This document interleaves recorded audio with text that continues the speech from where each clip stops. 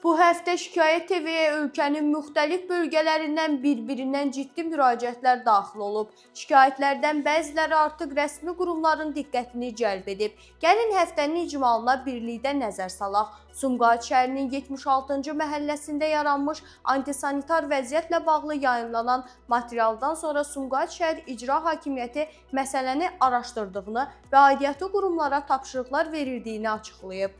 Zaqatalada mərkəzi xəstəxananın təcili yardım şöbəsində sıxlıq yaranıb. Sakinlər xəstələrin növbədə qalmasından və tibbi xidmətə çıxışın çətinləşməsindən şikayət edirlər. Bildirilir ki, son qərarlardan sonra ucqar kəndlərdən gələnlərin sayı artıb. Xatırladaq ki, təbib evdə iynə vurulmasına icazə olmadığını bildirib. Lənkəranda məktəb yaxınlığında ilan təhlükəsi valideynləri narahat edir. Gimnaziyanlar hissəsində yerləşən baxımsız ərazidə təmizlənmə işləri aparılmadığı bildirilir. Sakinlər problemin təcili həllini tələb edirlər. Bakının mərkəzində Nəsimi rayonu Bülbül prospektində piyada səkisində açıq qalan lyuk təhlükə yaradır. Vətəndaşlar lyukun qısa zamanda bağlanmasını istəyirlər. Gəncə şəhəri Vaqif küçəsinin 3-cü döngəsində artıq 6 aydır küçə işıqları yanmır. Sakinlər təhlükəsizlik risklərinin artdığını bildirərək problemin aradan qaldırılmasını tələb edirlər. Bu həftə Şikayət TV-yə daxil olan əsas müraciətlər bunlar idi.